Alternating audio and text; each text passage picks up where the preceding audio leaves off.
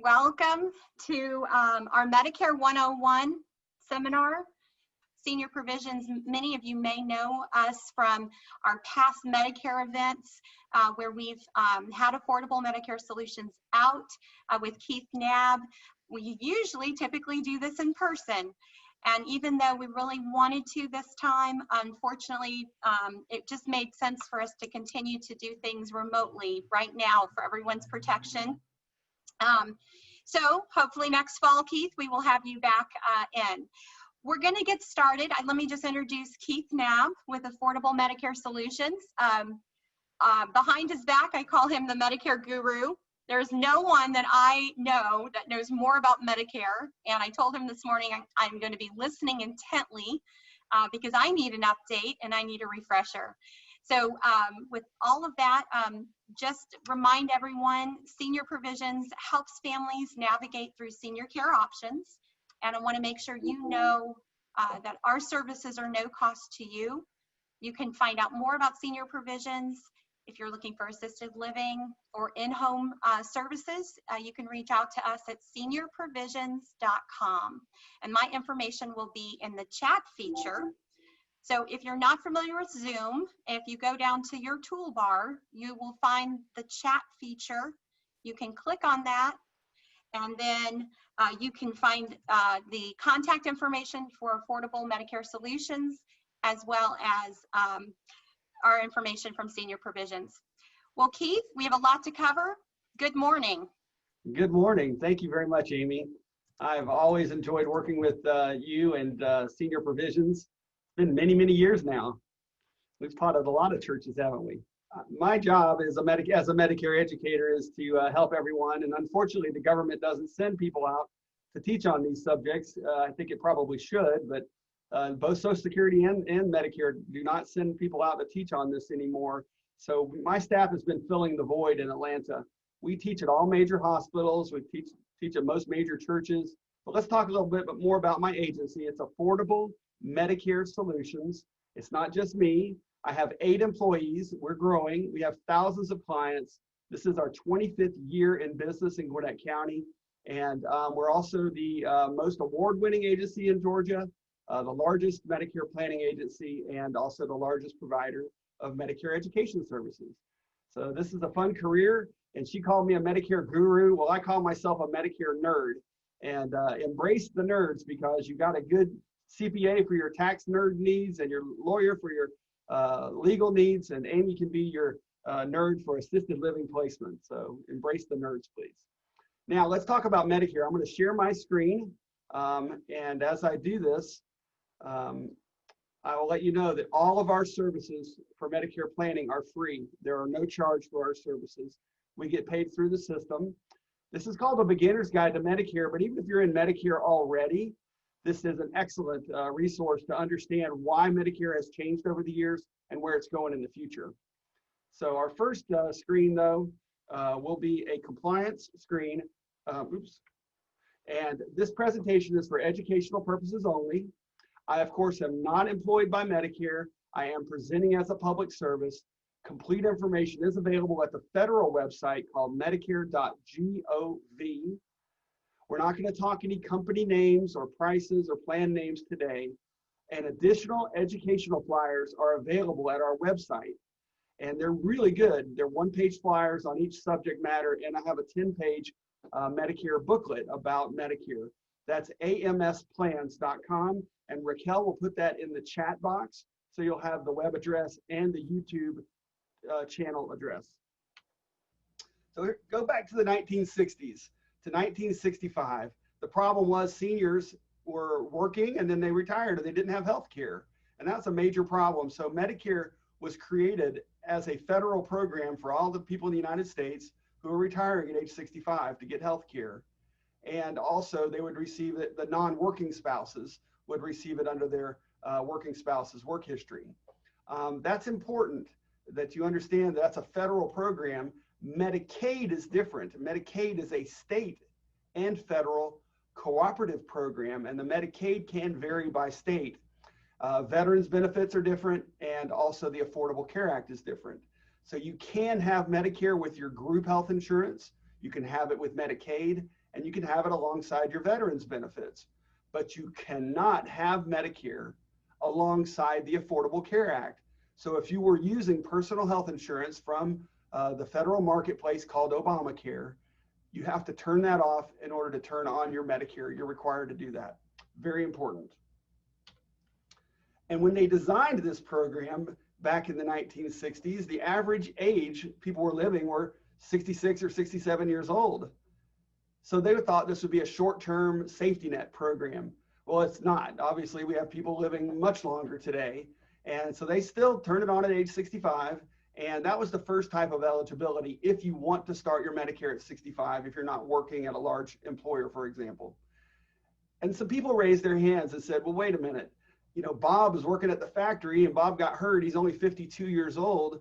He's not going to, you know, be able to work until he's 65. So they created a second category, and they created a program called Social Security Disability Income, SSDI. And that allows people who are disabled to get a check each month to take care of them. And after 2 years, after 24 months, their Medicare benefits automatically start. Sometimes even earlier if a judge awards them earlier disability. So this is important. Those two categories are huge, but a new category has been created, number 3, for people who might not live the 24 months. Somebody that's got kidney failure, end-stage renal disease, or Lou Gehrig's disease. You need health care right away. So even as early as 4 months into that disability and that diagnosis and using dialysis, they can get the Medicare started right away. So this is important. They're going to probably expand that number 3 category by about another 3 or 4 more diagnoses soon. And now we're back to the 1960s again. Healthcare in the 1960s was really different than it is today. Back in the 60s, you'd go to the hospital for all big things: surgery, exploratory surgery. If you have to wait for your test to come back, you might just be in the hospital waiting. So this is important. Medicare said, we're going to make the most important thing free. That's the hospital Part A coverage. No charge as long as you've worked 10 years paying your taxes.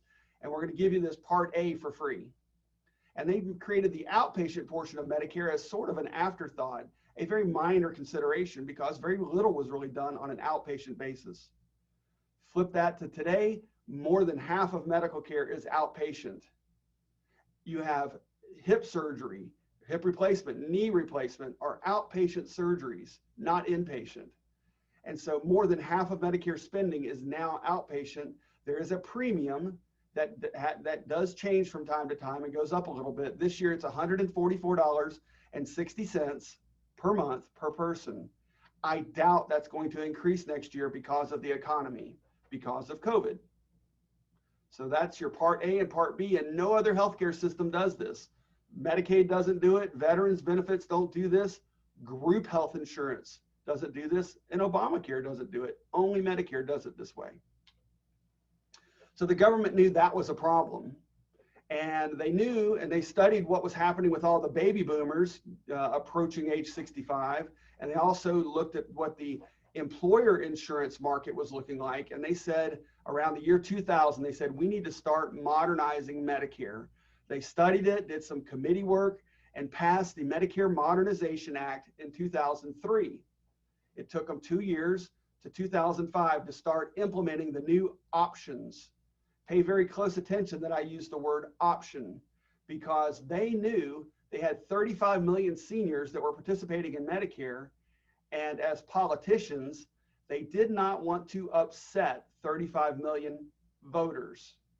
So they made everything optional, and they left the original pathway of Medicare, I call it pathway number 1, the traditional side of Medicare, they left it alone. And they created a new side of Medicare, pathway number 2, or modern Medicare, the Advantage system. They created that in 2005 and created the drug program. Can you imagine? There was not drug coverage for seniors until 2005. That's really incredible. But if you compare this to the Affordable Care Act, they did everything overnight. And the Affordable Care Act's had a lot of problems. Medicare is doing this over 20 years, from 2005 until 2025, and surely there are going to be some more changes after that. but it has been really neat. There have not been major problems or disruptions under Medicare. There has been under the Affordable Care Act. It's amazing that one side of the government gets it right and the other side, very similar, gets it wrong. So it shows how things can do well if it's done slowly over time.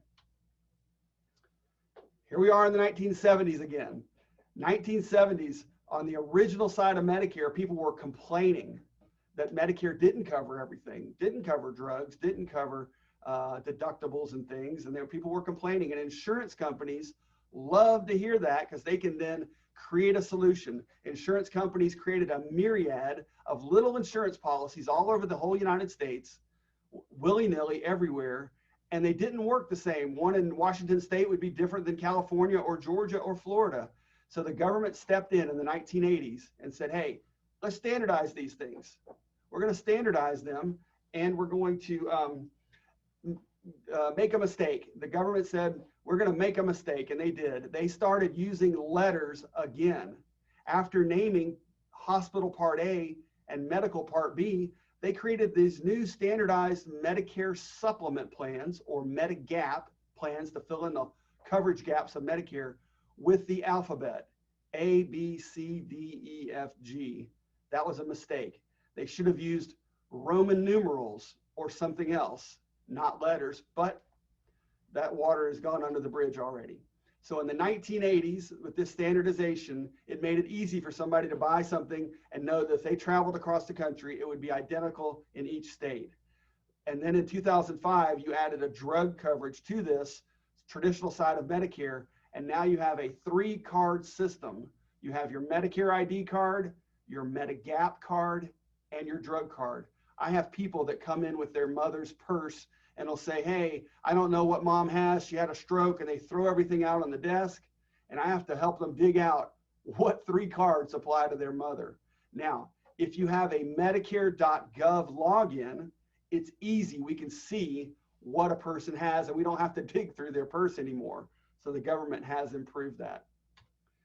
Now, in 2005, when they created this new program, they said, we're going to create a 1-card system, a single ID card like you had at work, where you have your health plan. And they actually call these Medicare health plans, but the official term is the Advantage system.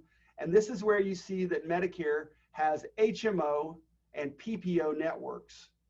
HMO means mandatory restrictive network. PPO means optional network. You can go in the network or out of the network. You still have to make your payment for your Medicare, the $144.60 is still required. But as you can see on the screen, you'll have hospital, outpatient, drug coverage, and a lot of extra coverage all in one package. If you've seen Joe Namath on TV recently with his big toothy smile, this is what he's talking about when he says, get your extra Medicare benefits. He's talking about Medicare health plans. We're going to go over all of these options in great detail. So it's been amazing. In my practice, we've seen this for 8 years or so, that people turning 65, it's a 50-50 split. Half are using traditional Medicare with the supplement, and they love it. It's fantastic. And half are using the new systems, and they love it. We've seen this. I've got 5,000 clients. 2,500 are using it one way, and 2,500 are using it the other way. And neither pathway is going away. They're actually starting to blend in and starting to look a little bit more like each other over time. So this is the future right now. People overthink this. I don't want you to worry too much about this. People overthink the differences between these plans. I love Clark Howard. Clark Howard is a hero of mine. I used to insure his mother, and he is a great consumer reporter that speaks very plainly about consumer issues. So look at this. There's really 3 things you need to look at when you're deciding on your Medicare coverage. The first column says, what doctor can I see? And the second column is, what is this going to cost me out of my pocket if I want to buy something and spend out of my pocket monthly? And the third column is, what is this going to cost me if I get sick to get better? And even easier than those 3 columns is on the left-hand side of the screen, it shows supplement, SUP, or Advantage, ADV. Under supplement, it says prepay. And under Advantage, it says pay as you go. Your own mother or grandmother or grandfather taught you that there's no such thing as a free lunch. You either pay now or you pay later. It's that simple. When you buy a Medicare insurance policy called a supplement, you are paying an insurance company each month money so that you don't have a bill when you get sick. When you use the Advantage system, you don't spend any or much money per month for the plan, and you do pay a copay when you get sick to get better. So let's look at the first column. What doctor can I see? You can go to any doctor. If you use a traditional Medicare, you can go to any doctor that takes Medicare nationally, if that doctor is taking new patients. Not all doctors are adding more patients. And under the Advantage system, you would choose from a network. If you use an HMO, it's a mandatory network, and you can only go outside if it's an emergency. So that's pretty restrictive. A PPO network under the Advantage system means an optional network. You can go outside the network and see any doctor that takes Medicare nationally, as long as they're accepting new patients. The second column, if you use a Medicare supplement plan, it's an insurance policy with a premium, and it runs you between $150 and $250 per month, including the drug card cost. So that's a couple $1,000s per year. The Advantage system, most Advantage plans, 85% of them have a zero monthly premium. And that's important because you don't have to pay for it. The government is paying about $900 per month for the plan to take care of you per month. So they don't have to charge you an extra premium typically, and you will then pay a copay each time you go to the doctor. So let's talk about the last column. Under a Medicare supplement, you go to the hospital, you'll pay nothing under most supplements.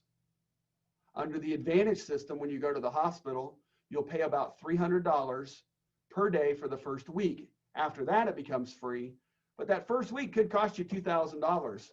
And so that's protected, though, by an out-of-pocket maximum that if you had a bad year, had a stroke or had cancer, something terrible, there is a maximum out-of-pocket rule that runs around $6,700. So this is important. If you compare this to my own personal insurance, I'm not 65. I have an Affordable Care Act plan, and my plan has a $7,000 deductible. I had to get my nose fixed. I had to write a check for $7,000. If I would have had a supplement, I would have paid nothing to get my nose fixed. If I would have had an Advantage plan to get my nose fixed, I would have paid about $400. I would much rather have one of these two Medicare options than my really bad Affordable Care Act plan. So again, one side of the government's getting it right. Before you get excited about any of those options, though, you got to look to see if they're a quality plan. The government's quality ratings are called star ratings. Those star ratings are 1 through 5. A 1 or 2 star rating is bad or below average, and the company is required to send their members a letter that says, hey, we really stink and we got a really bad rating. Somebody at that insurance company is losing a job because their company is also losing funding from the government, because they're not going to give them $900 a month. They're going to give them less because they're a bad plan. Most plans are 3, 4, or 4.5 stars, and those plans get a bonus for high performance. And hardly ever do we have a 5-star plan. We've had it happen 4 times in the last 15 years. We've had 2 different companies that got ranked a 5-star rating. And those plans get extra money and extra privileges. It's a rare occurrence, but do pay attention to the quality rating of your plan. Oops. Now, the biggest issue in the news, besides the election, besides coronavirus, besides the wildfires in California, the biggest issue for seniors is the need for prescription drug coverage. Can you imagine there was no outpatient prescription drug coverage for seniors until 2005? And the government was worried at that time. They said, we don't know if this new program is going to sink the federal budget. We have no idea. It's different predicting how many people would go to the hospital, but predicting how many people would use prescription drugs was a whole different ballgame. And so they built a very confusing drug plan, unlike any other drug plan. And I'm going to teach you about it, but I don't want you to stress about it. The government has improved it. If you've heard horror stories from years ago, those aren't really happening today.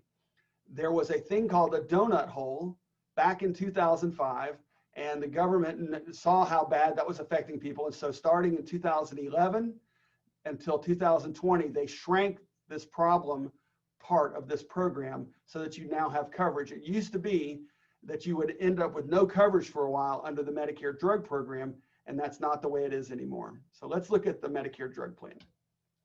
You can have up to a $435 deductible. Next year, $445. Now that usually does not apply to generic drugs. Vast majority of plans waive the deductible on generic drugs. So if you're using generics, you're going to be okay. Everybody gets an initial bucket of money of $4,020. That's going up next year, also a small amount. And then there's this thing called the coverage gap or donut hole. When you used up your initial bucket of money, that $4,000, you used to not have any coverage. Well, now you do. Now you have 75% drug coverage. So if you were paying $10 for a drug that was really a $100 drug, and you go into this thing called the donut hole, you're going to pay $25, 25% of the $100. And then if you do go and spend a lot of money on drugs, your out-of-pocket maximum each year is $6,350 this year. Next year, it's $6,550. That's getting pretty high. I'm going to think the government's probably going to address that next as they look for improvements in the program. But remember, if you do hit that catastrophic level, you'll go into a special bonus round where you only pay 5% of the cost of your drugs. It's very important that low-income people understand that if they can apply for the low-income subsidy or extra help program, they get to skip all of the rungs of this ladder and immediately go to the bonus round where they pay very little cost of their drugs.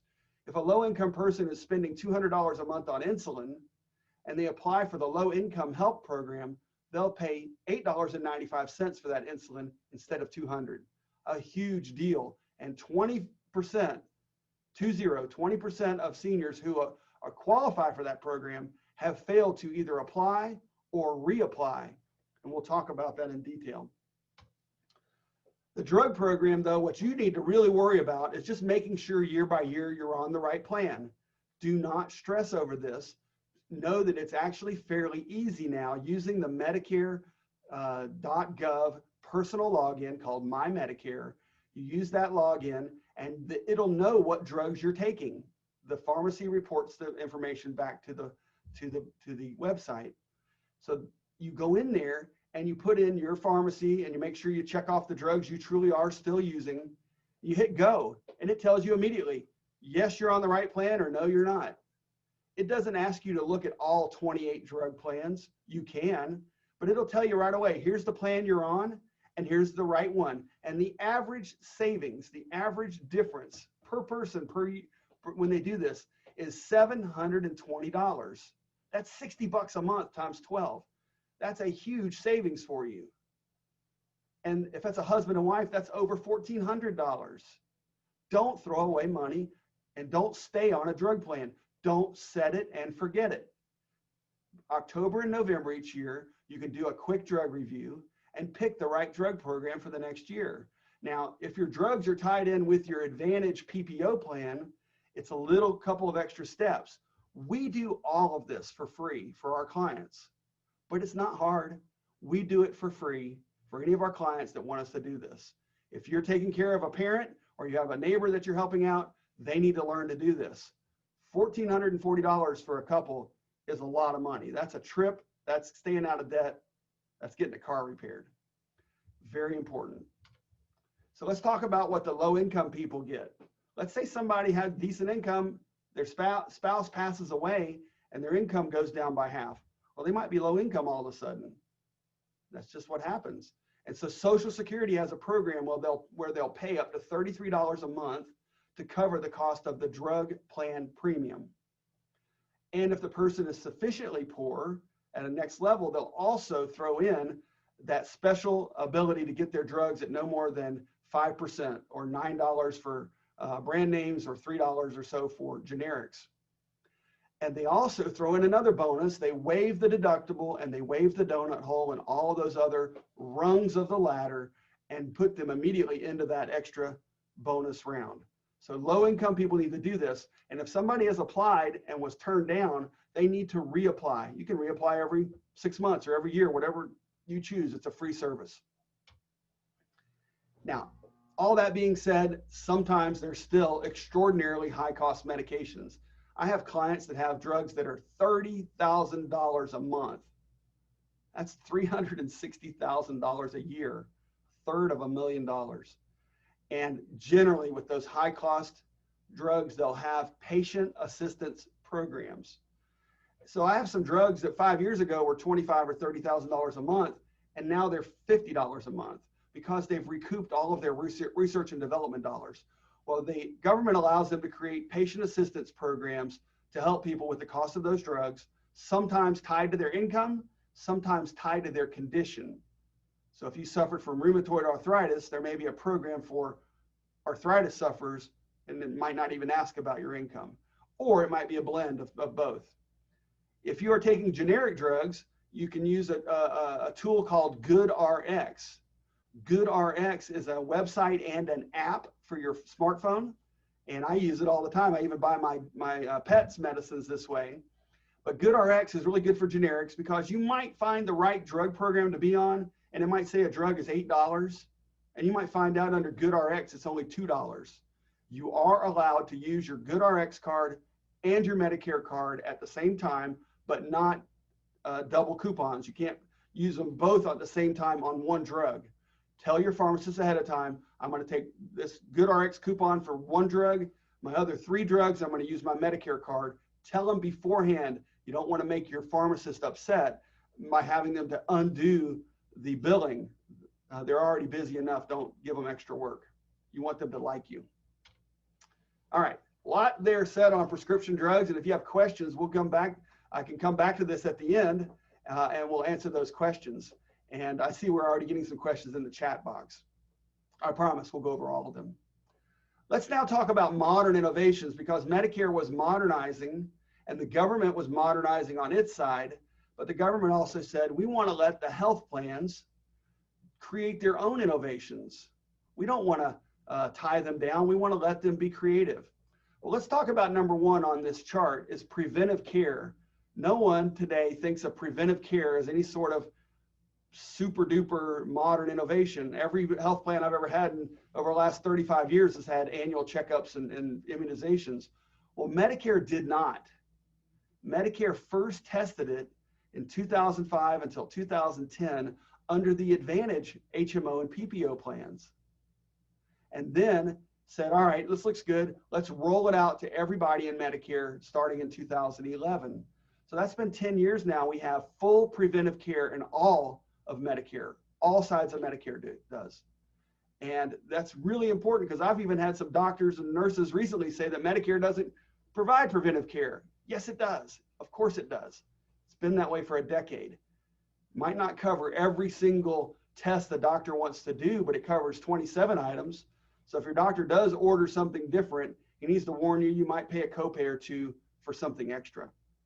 Now, does Medicare cover gym memberships? The gyms are reopening now, and Medicare does not cover gym memberships, but Medicare allows Medigap insurance policies and Medicare HMOs and PPOs to provide you access for free to go to a local gym.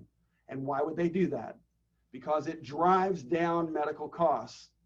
30% reduction for the people who go to the gym have 30% fewer medical events, medical costs.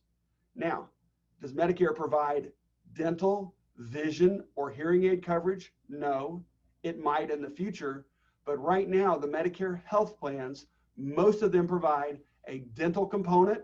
And why would they do that? Dental disease can lead to heart disease or gastrointestinal issues, or maybe brain problems from periodontal disease. Does Medicare pay for vision? No, but a lot of plans provide $100, $200, $500 a year of eyewear and a free eye exam. Now, why would they provide a free eye exam? Medicare should do this. Half of all glaucoma and other eye problems are found in a routine exam. People don't even know they're having a problem. Also, hearing aids. Veterans benefits will provide some hearing aids, but Medicare doesn't. But a lot of the Medicare health plans provide either a discount or a low-cost copay to get hearing aids. And this can be huge because hearing aids are expensive. So hearing loss leads to brain shrinkage. And the average time a person waits is 10 years before they get their hearing aids. They just deny they have a problem. That was my own father, did that for 10 years.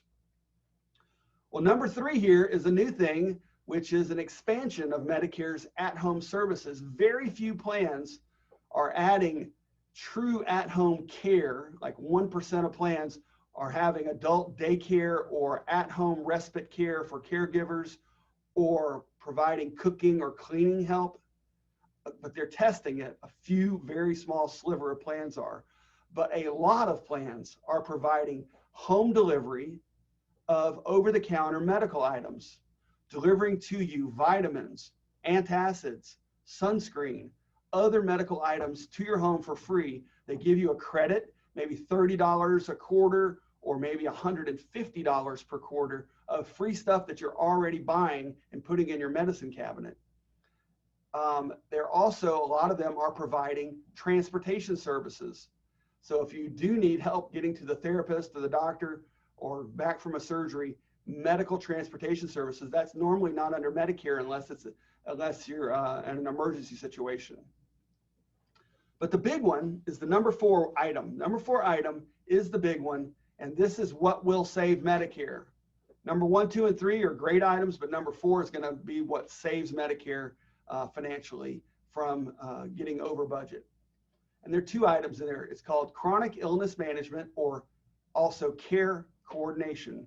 Now, care coordination is real simple. You go to the hospital, they discharge you to the rehab, or they discharge you to your home, and you got to go do your follow-up therapies, your cardiac therapy, your physical therapy. You got to do your doctor visits, your testing. You got to finish your cycle of care. So care coordination is important because if you don't finish your cycle of care, you might end up back in the hospital. So hospitals really pioneered this, but now the Medicare health plans are also doing this because they get penalized financially if you do end up in the hospital a week later or 3 weeks later instead of recovering properly. So that's important, and that's very simple and common sense. Another common sense thing, though, is chronic illness management. When we find out a person has 2 or more medical conditions, pre-existing conditions like heart and lung disease, kidney problems and blood pressure problems, obesity problems and diabetes, 2 or more medical comorbidities, those people actually have huge increases in their medical costs. 5%, 5 people out of every 100 people spend 50%. 5% spends 50% of Medicare and Medicaid's dollars. It's not everybody that's sinking the ship. It's 5%. So let's get them extra help. Let's get them case managers. Let's get them phone calls and telehealth services and transportation services and help them to either get better or stay as healthy as possible.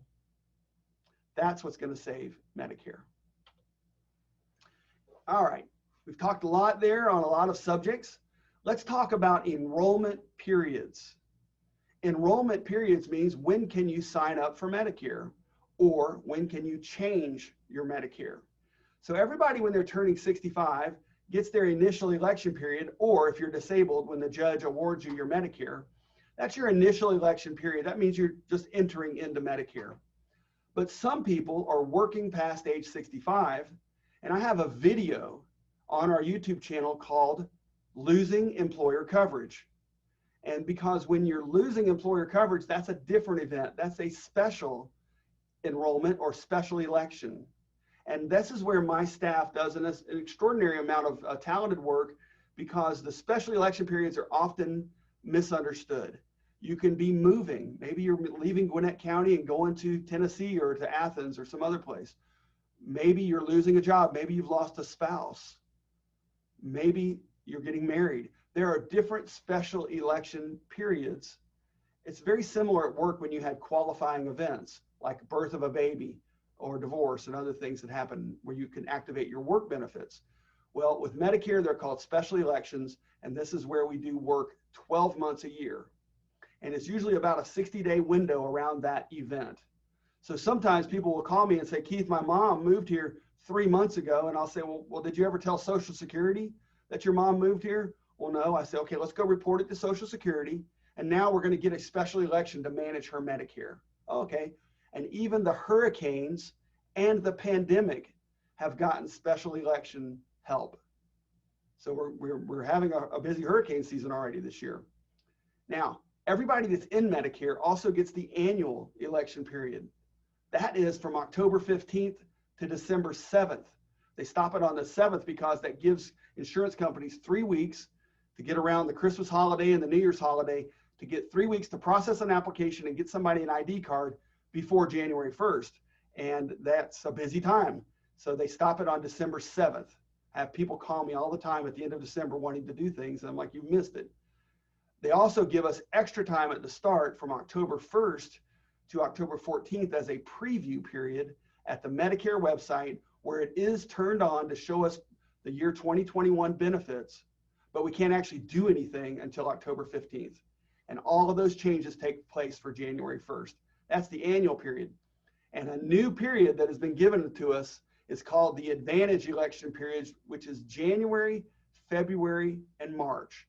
If you have failed to do your annual review, or you made a mistake during your annual review, and you find out in January that your doctor is not on your HMO mandatory list, and you say, Keith, I need to go to a PPO, I get January, February, and March to make one change, a mulligan.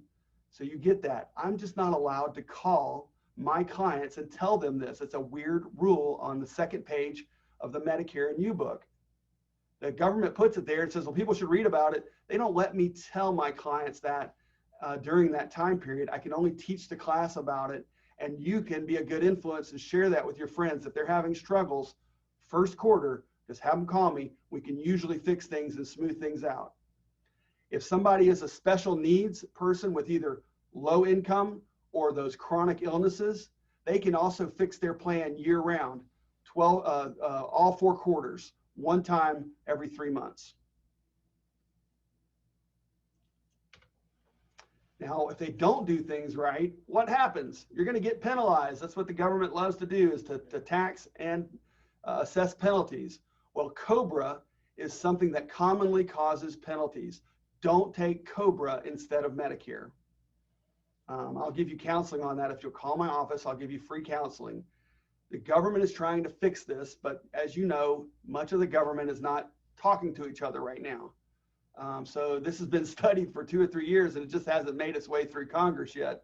So don't take COBRA unless you have a younger spouse. So if your spouse is 64 and you're 65, you go into Medicare, let your spouse take spouse-only COBRA until they can go into Medicare, then drop the COBRA. Now, Part B, the outpatient portion of Medicare, has a severe penalty if you don't sign up properly and delays assessed to you. So you might not get it when you want it.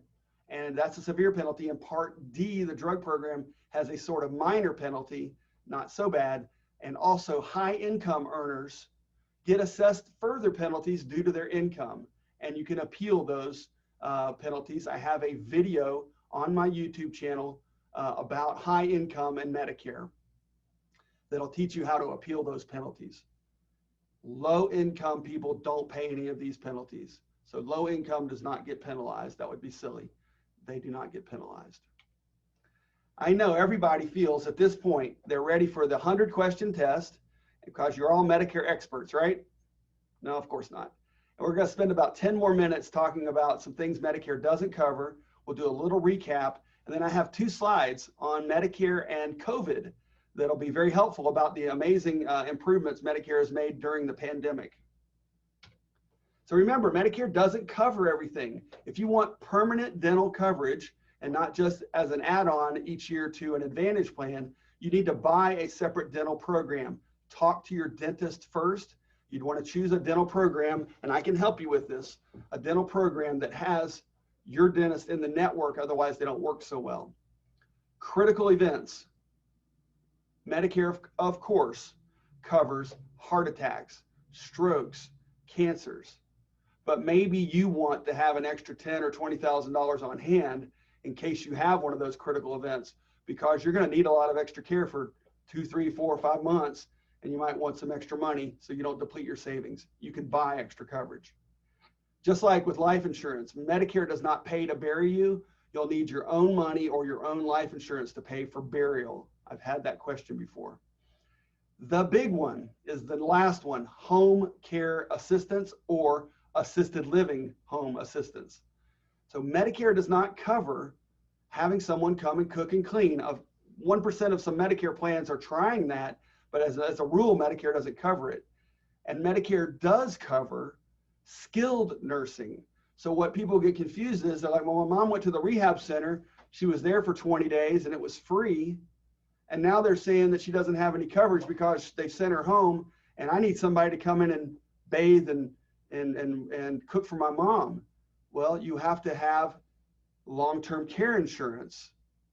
Medicare doesn't pay for convalescent care, only skilled nursing rehabilitation up to 100 days. Now that 100 days can reset, but generally people don't get much skilled nursing and rehab. They've really trimmed that back. You would need long-term care insurance, veterans benefits called aid and attendance, and Amy can give you some advice on that. Also, you could have a large pile of money because it's going to get expensive. Some of these things do get pretty pricey, about $22 to $25 per hour to have a home care aide to come in and take care of you. If you have questions about long-term care insurance, I have 2 good referral sources I can send you to talk to someone about that. I don't handle that. Now, recap. There are 2 ways to access Medicare: the Advantage system, the HMOs and PPOs, or traditional Medicare. Both sides are terrific.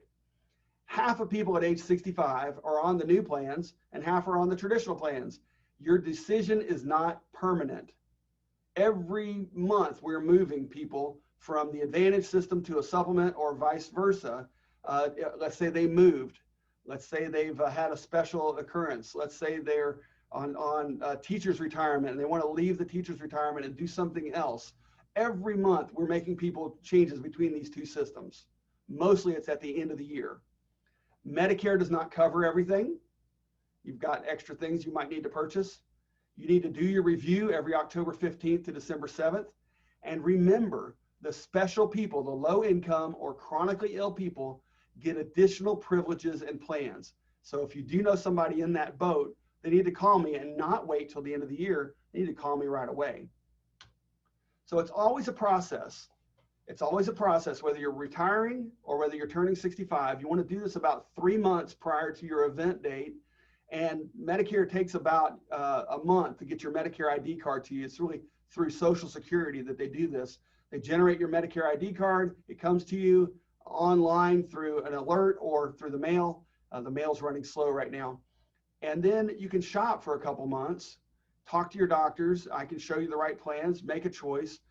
Then on your birthday or your retirement date, you're ready to go. It's seamless. You're ready to go off your employment coverage or change into Medicare. But remember, even if you started September 1, you need to do your review October 15th. Important. Now let's talk about Medicare and the coronavirus. Medicare, this is 2 screens, we're nearly finished. Medicare really acted very quickly. I was very impressed for a federal program to act this fast. They said immediately the laboratory tests for COVID-19 are going to be no cost to you.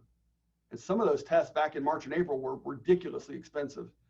Also now these new antibody tests, which are, some of them are good, most of them are bad. You got to talk to your doctor about it. But the antibody tests are also at no charge. But don't put a lot of stock into the antibody tests. Honestly, they're not quite as effective as the laboratory tests for the COVID. All medically necessary hospitalizations, of course, are covered because this is a medical event. And the average hospital stay was around 11 days. That's coming down. We're having good news right now. But if you were stuck in the hospital because they couldn't find a place to discharge you to, they were covering that also to let you stay for a couple more days, which normally they would not have done that. Some of the HMO and PPO plans have been actually waiving the hospital copay for being in the hospital. That's nice. And then when the vaccine or multiple vaccines, maybe we're going to get 5 or 6 vaccines for COVID-19, those come out, they're going to be free. And it's going to be part of the immunization schedule, just like pneumonia vaccine and the flu vaccine each year, which you should be doing. We might have to get a COVID vaccine every year. Hopefully not every 6 months, but they're definitely going to be free. No charge as long as they're FDA authorized. So the Medicare insurance companies also had their own responses. They acted very quickly too. And they also did a few things. They have, a lot of them waived the out-of-pocket costs for going to see your doctor or talking to your doctor through the telephone or the computer or your specialist or your behavioral or mental health counselor. That's important, free, because there's been a lot of social isolation and depression, substance abuse, and they want people to get their services. A lot of the plans also went back and reprocessed claims back to March 1st and refunded if you did spend some money on a copay. Talk to your plan. If you think you're due a refund, see if your plan participated in that rebate. One plan actually sent out masks. My favorite mask that I like to wear, I can't show you their logo, but it's great. I can't believe every plan didn't do that. The most simple thing you can do to cut healthcare costs in the middle of a pandemic is wear a mask. It's the most simple, logical thing, and only one insurer did that. They use a green color. If you know who uses the green color, that's the one that did it. And they gave 2, so you could wash one, wear one, wash one, wear one. I have 2, and one is in the laundry right now, waiting to be washed. Some of the Medicare traditional supplement Medigap plans have promised, 2 of the major ones have promised price stability and renewal premium stability. If you have a friend that's got a large rate increase on their Medicare plan, they need to call me because they can probably save some money right now. Some of the plans are being very gracious.